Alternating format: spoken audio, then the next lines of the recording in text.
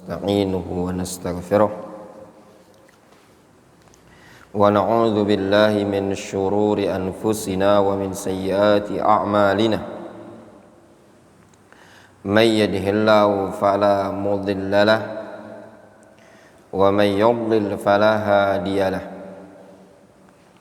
وأشهد أن لا إله إلا الله وحده لا شريك له وأشهد أن محمدا عبده ورسوله صلى الله عليه وعلى آله وأصحابه أجمعين أما بعد.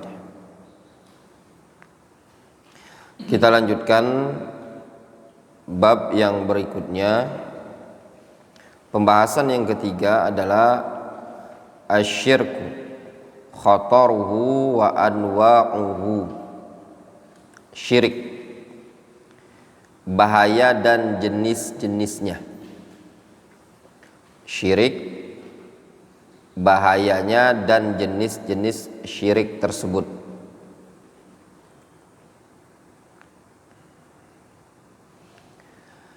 Dalam bab ini penulis menyebutkan beberapa pembahasan. Di sini disebutkan khatar, bahaya dan jenisnya, menunjukkan syirik itu beragam. Karena kadang syirik itu masuk pada ar-rububiyah, kadang masuk pada al-uluhiyah, juga terkadang masuk pada al-asma was sifat. Juga jenisnya terkadang ada yang besar, ada yang kecil, ada yang zahir, ada yang khafi.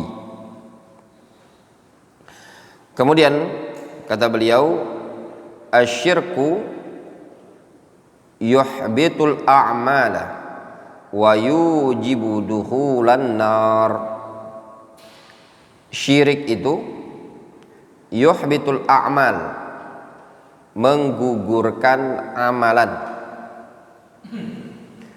wa yujib dukhulan nar, dan menyebabkan masuk ke dalam neraka.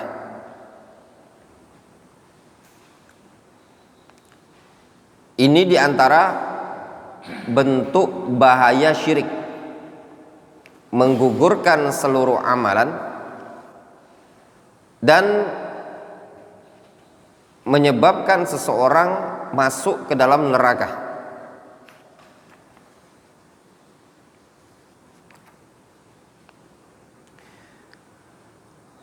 Qala Allah Subhanahu wa ta'ala, Allah Subhanahu wa ta'ala berfirman, wa laqad uhiya ilaika wa ilal ladzina min qablika la in asyrakta la yahbatanna 'amaluka wala takunanna minal khasirin. Walaqad uhiya ilaik, sungguh telah diwahyukan kepada engkau,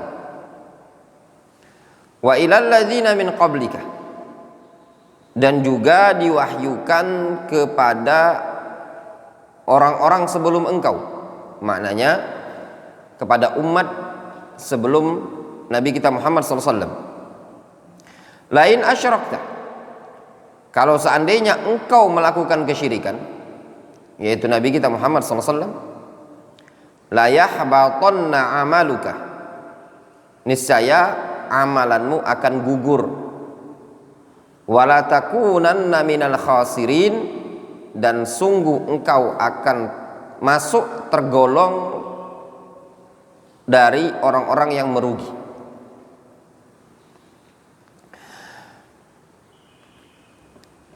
Nah, ini diantara bentuk bahaya syirik, bahwasannya syirik menggugurkan amalan. Bahkan pada ayat ini disebutkan ancaman kepada Nabi kita Muhammad SAW, meskipun beliau tidak mungkin jatuh pada kesyirikan. karena beliau seorang nabi yang maksum dari kesyirikan dengan kesepakatan para ulama.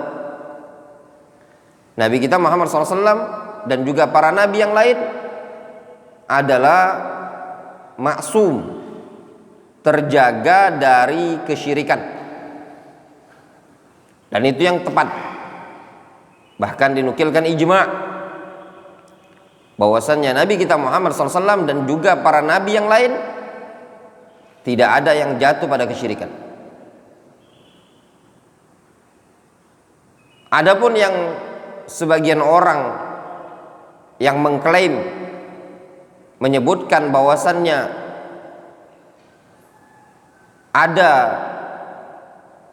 atau memungkinkan para nabi itu terjatuh pada kesyirikan, tidak maksum.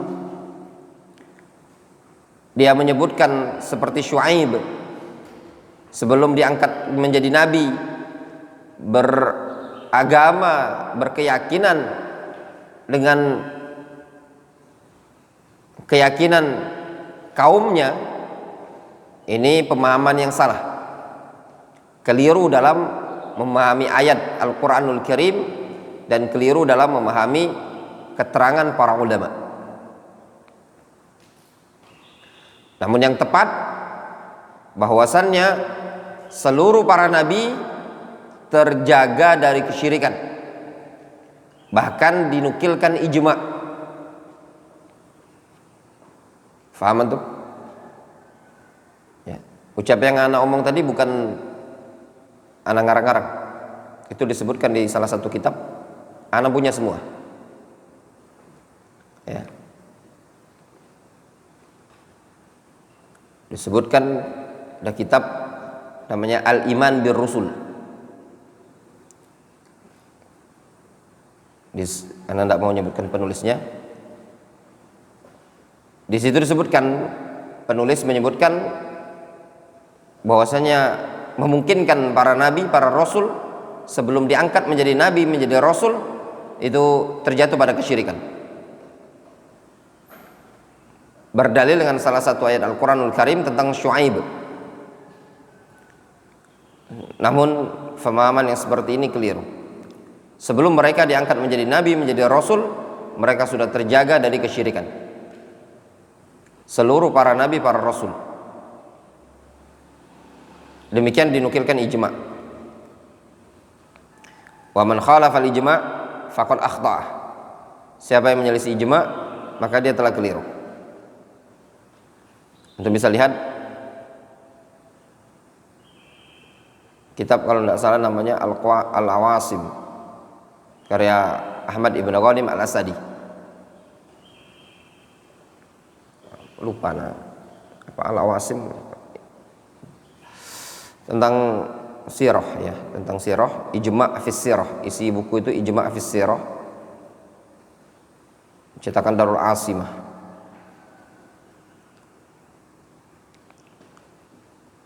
Kemudian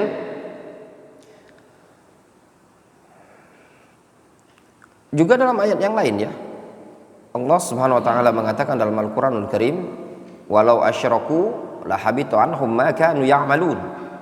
Kalau seandainya mereka melakukan kesyirikan, la habita anhum ma kanu ya'malun, niscaya gugurlah seluruh apa yang mereka kerjakan. An Jabir radhiyallahu anhu, dari Jabir radhiyallahu anhu, qala atan nabiyya sallallahu alaihi wasallam rajulun. Dari Jabir radhiyallahu anhu, ada seseorang mendatangi Nabi sallallahu alaihi wasallam. Faqal, lalu dia mengatakan, ya Rasulullah, mal mujibatan, ya Rasulullah, apa al-mujibatan? Al-mujibatan, apa dua perkara yang bisa menyebabkan? Faqala man mata la yusyriku billahi syai'an dakhala al-jannah wa man mata yusyriku billahi syai'an dakhala an-nar.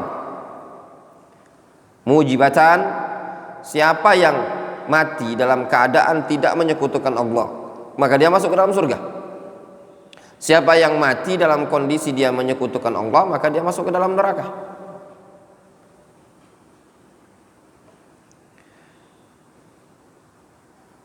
Berarti syirik mujib an-nar, wa tauhid mujib dukhul al-jannah. Wadih ya, jelas? Syirik menyebabkan masuk ke dalam neraka, sedangkan tauhid menyebabkan masuk ke dalam surganya Allah Subhanahu wa taala.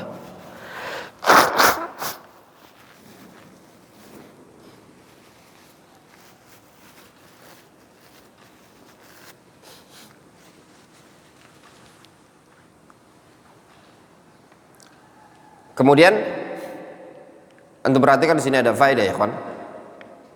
Faedah mustalahat hadithiyah. Atan Nabiyya sallallahu alaihi wasallam rajulun. Ada seseorang mendatangi Nabi sallallahu alaihi wasallam. Ini namanya apa dalam bab mustalah, apa namanya dokter fikih? Atan Nabiyya sallallahu alaihi wasallam rajulun mubham.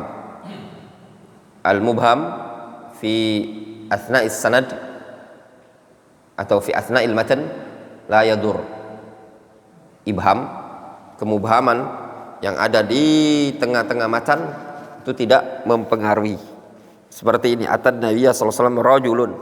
Itu di tengah-tengah matan. Enggak masalah siapa rajulun tersebut. Ya. Terkadang tidak disebutkan nama ya karena tidak penting untuk nama tersebut. Namun terkadang dalam suatu kondisi perlu nama tersebut disebutkan. Ya, dalam hadis kadang sebagian hadis disebutkan si A si B. Kemudian juga dalam hadis ini terdapat faedah hirsus sahabah. Semangatnya sahabat untuk bertanya kepada Nabi sallallahu alaihi wasallam tentang perkara yang bisa mengantarkan mereka ke dalam surga dan juga bisa mengantarkan mereka kepada neraka. Bertanya tentang kebaikan, bertanya tentang keburukan. Di sini disebutkan di ta'liq qala Syekhul Islam Ibnu Taimiyah rahimahullahu taala, Syekhul Islam Ibnu Taimiyah mengatakan, Allahu lam yaj'al syai'an yuhbita jami'al hasanat illal kufur. Nabi sallallahu alaihi wasallam atau Allah Subhanahu wa taala tidak menetapkan adanya sesuatu yang bisa menggugurkan seluruh kebaikan kecuali kekufuran.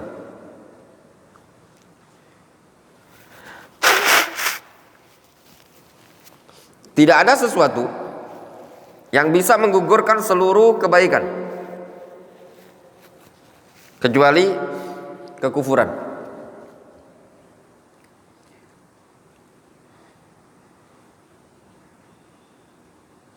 Juga disebutkan oleh Imam An-Nawawi rahimahullah taala di situ dalam syarah Sahih Muslim, amma hukmuhu sallallahu alaihi wasallam ala man mata yusyrik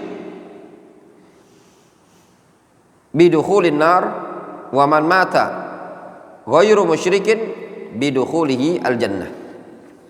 Adapun hukumnya Nabi sallallahu alaihi wasallam terhadap orang yang wafat dalam keadaan melakukan kesyirikan berupa masuk ke dalam neraka, dan orang yang wafat tanpa melakukan kesyirikan maka dia akan masuk ke dalam surga. Faqad ajma'a alaihi al-muslimun. Ini perkara yang telah disepakati oleh kaum muslimun. Fa amma dukhulul musyrik an-nar, adapun masuknya seorang musyrik ke dalam neraka, fahuwa ala umumihi, ini berdasarkan keumumannya. Fayadkhuluha wa yadkhulu fiha, ya, wa yakhludu fiha, dia masuk ke dalam neraka dan kekal dalamnya. Ingat, lihat bahasanya di sini yang dikatakan oleh Imam An-Nawawi. Ini poin penting ya kawan. Fa amma dukhulul musyriki an-nar fahuwa ala umumihi fayadkhuluha wa yakhludu fiha. Adapun masuknya seorang musyrik ke dalam neraka itu berdasarkan keumuman. Dia masuk dalam neraka, dia kekal dalam neraka. Wala farqa fihi bainal kitabi al-yahudi wan nasrani. Maka tidak ada perbedaan antara dia kitabi, Yahudi, Nasrani, umum, siapapun musyrik. Wa baina abadatil authan wa sairil kafarah, tanpa terkecuali apapun agamanya, tidak ada perbedaan-perbedaan sama sekali. Wala farqa inda ahlil haq bainal kafir inadan wa ghairihi, juga tidak ada beda.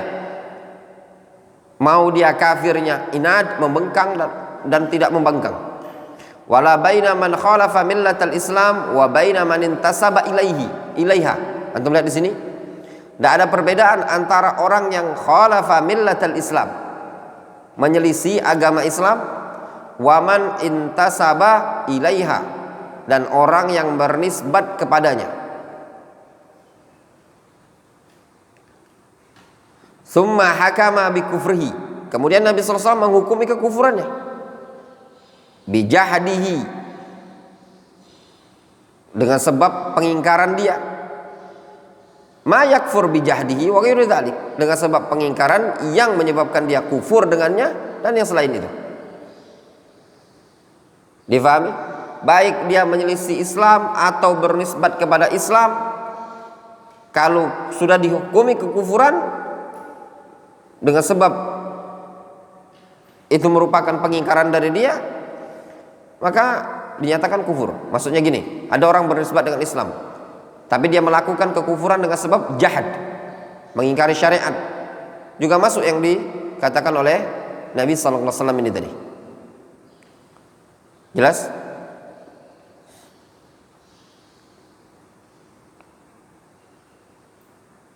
Anak-anak takhasus, antum faham apa yang dibaca ini? Abdul Razak, ya. Antum yang anak-anak takhasus ya, Anda ingatkan sekali lagi, di sini kan ada pelajaran. Antum diperhatikan bukunya ketika ada dibaca kayak gini, itu membantu antum. Pelajaran-pelajaran yang sifatnya usul seperti ini, apalagi yang ada di program Darul Hadis ini, itu sangat-sangat membantu anak bilang sama antum. Anak kasih gambaran antum ya. Orang yang dekat dengan Darul Hadis, maksudnya yang ada keterlibatan sering di Darul Hadis ini banyak. Tapi orang yang mau mempelajari ilmu, antum tahu sendiri, cuma ada satu dari luar yang bolak-balik, yang rutin, dokter fikih. Antum lihat huruf per huruf, lafaz per lafaz, dia belajari. Jadi enggak? Ini namanya takwinul ulama. Antum baca buku, kita punya buku namanya Al-Madarij. Di sini. Tahu, pernah lihat enggak? Belum pernah kan? Nah, itu juga kelemahan antum. Ada buku namanya Al-Madarij, Khatta fi Takwinil Ulama, langkah-langkah untuk membentuk seorang ulama. Pentakdimnya ada 3 ulama besar Saudi Arabia, ya, Syekh Abdul Aziz Ar-Rajihi, Syekh Shalih Al-Fauzan, ya. Ada 3 orang ulama besar Saudi Arabia, ditulis oleh Syekh Saleh Al-Qahtani. Nah, diantara disebutkan di buku itu terkait dengan belajar, yaitu mempelajari usul ilm, inti-inti pokok ilmu. Sama saja antum, kalaupun antum dekat di sini di Pondok Darul Hadis ini, antum dekat di sini, bahkan mungkin antum tinggal di dalam ini, tapi kalau antum tidak memperhatikan pelajaran-pelajaran yang seperti ini, waktu antum akan habis begitu saja. Jadi cara tercepat, kalau mau Nabi bilang ya, cara tercepat untuk menjadi seorang ustadz, kalau pertanyaannya, aku pengen jadi ustadz, cara tercepat antum pelajari usul ilm. Nah, untuk belajar usul ilm, di antara wasilahnya antum punya buku, punya kitab. Jadi bukan antum belajar itu, ada kajian sana antum ikut, ada kajian sana antum ikut, ada majelis sana antum pergi, ada majelis sana antum pergi, udah habis waktu antum. Antum fokuskan saja di sini. Dan antum pelajari, antum fahami, antum murajaah, antum latih, itu jadi. Dan yang paling terpenting itu kitab, serius antum. Bukannya ana mau membangga-banggakan diri ana, antum tak akan jumpai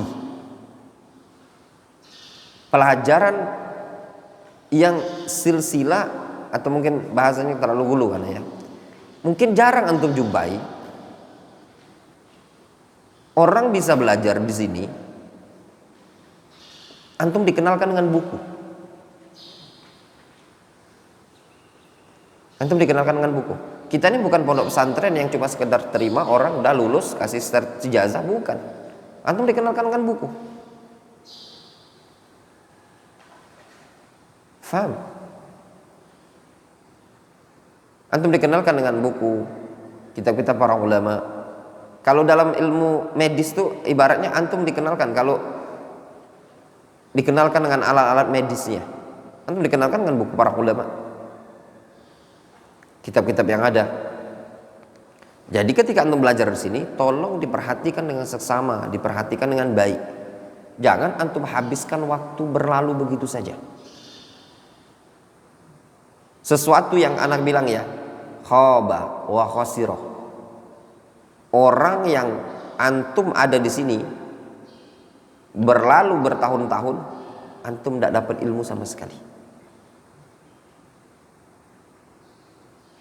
Jadi sebenarnya tidak perlu antum jauh-jauh. Belajar itu tidak perlu jauh-jauh. Antum mau ke sana, mau ke sini. Antum yang ada ini saja. Tapi ada punya kitab. Antum syaratnya utama itu punya kitab. Makanya Nabi bilang syarat utama punya kitab. Tidak akan mungkin antum bisa. Anak katakan ya. Ini kalau anak mau sumpah. Tallahi wa billah. Wallahi wa tallahi wa billah. Tidak akan antum bisa baca kitab Arab kalau antum tidak punya kitab Arab. Titik. Benar tak kira-kira sumpahan ini? Hah? Ustaz Syarif, kira-kira benar tak sumpahan ini? Benar. Benar tak Khalifah? Makanya sering bilang sama antum, antum punya kitab, antum punya kitab. Iya tak? Nah, antum bilang, antum ada nggak bisa orang nyetir mobil kalau dia nggak punya mobil? Minimal dia pinjem, minimal dia apa ya? Ya betul tidak? Seperti itu. Kalaupun dia nggak punya mobil pribadi, tapi minimal dia pinjam. Karena mobil kan cuma satu. Kitab nggak mungkin antum minjem setiap pelajaran. Faham? Seperti itu. Makanya kuncinya di sana. Jadi makanya kalau ada orang belajar bahasa Arab mau dia musyasar, durus lugo, ajrumiyah, apapun, kalau dia tidak punya kitab ya tidak bisa. Seperti itu. Nah, dengan punyanya kitab itu tadi, antum tahu kosakata. Faham? Ketika dibacakan faqad ajma'a alaihil muslimun, sungguh kaum muslimun telah ijma'. Oh, arti ajma'a alaihil muslimun artinya telah ijma'. Fa amma dukhulul musyrik an-nara. Adapun masuknya seorang musyrik ke dalam neraka. Tadi bacanya dukhulul musyriki an-nara. Antum yang belajar ilmu nahu langsung connect enggak kira-kira? Ana mau tanya Khalifah, kenapa ana baca? Antum punya kitab? Punya. Kenapa ana baca amma dukhulul musyriki an-nara?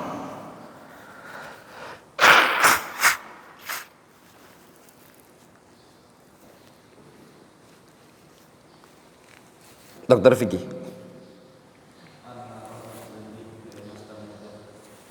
Maf'ulun bihi dari masdar mudhaf.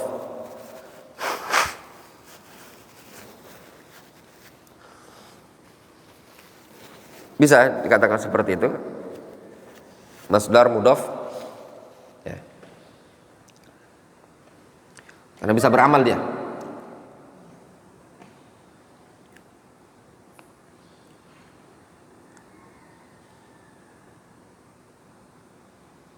Nah, ketika antum belajar nahwu, ya, antum ikut kajian, pelajaran kitab seperti ini. Ustadznya baca, syekhnya baca, di situ antum akan berimajinasi pemikiran antum. Ketika ustadznya baca fahuwa ala umumihi, kenapa Abdul Razak dibaca fahuwa ala umumihi?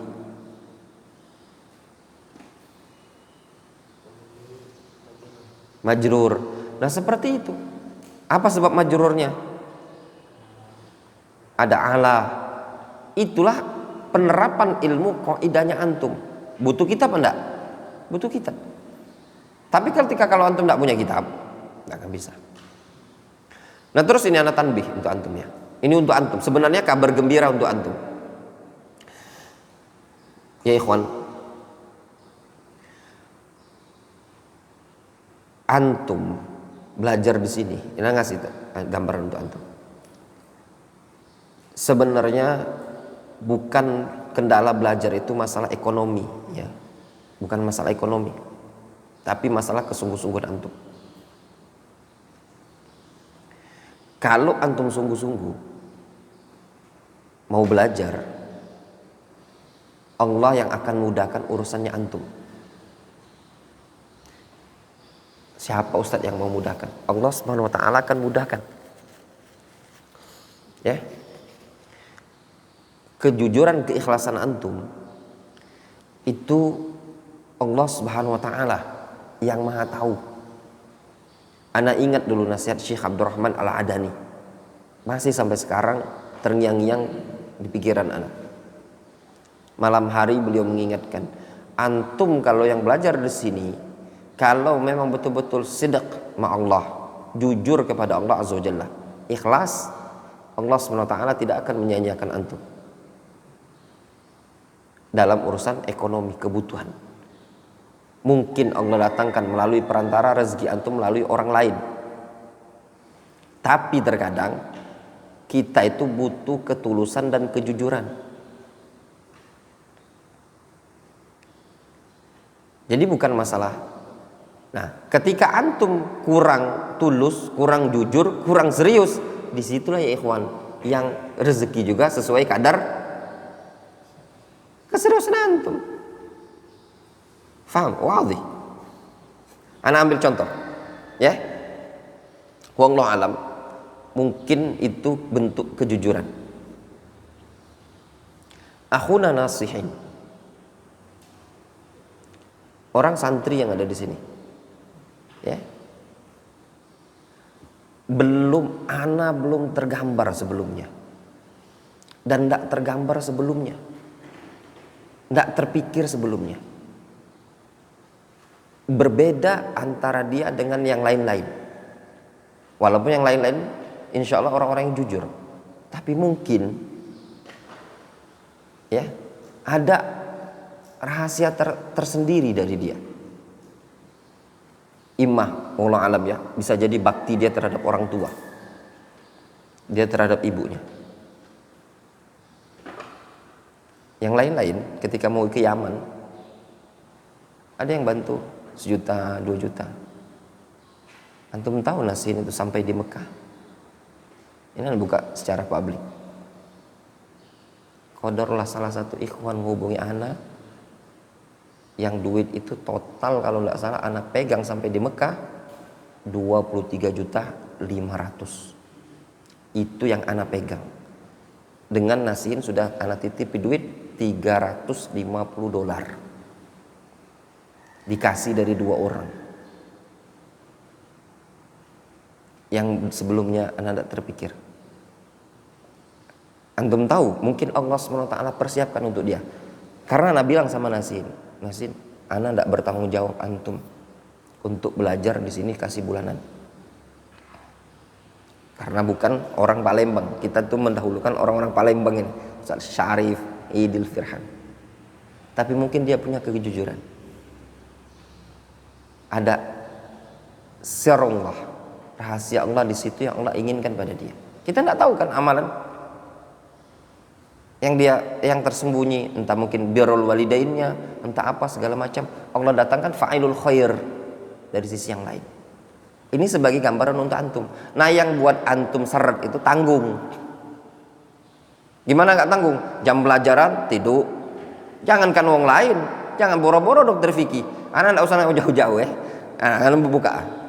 Antum anak kasih gambar. Mungkin supaya antum, anak buka aja. Dokter Vicky pernah belikan buku 2, kata dokter Vicky, kasihkan Wandi. Ya. Kenapa? Mungkin dilihatnya, ya mungkin karena antum dokter Vicky ngelihat Wandi lebih ada keseriusan.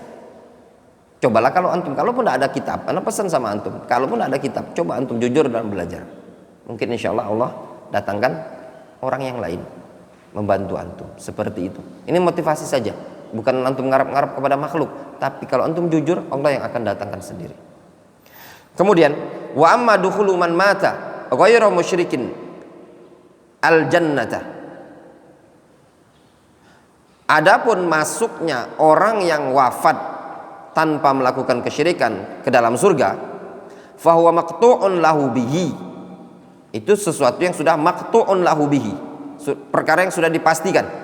Lakin, nah ini lihat ya, illam yakun sahiba kabiratin mata musirron 'alaiha dukhulal jannah.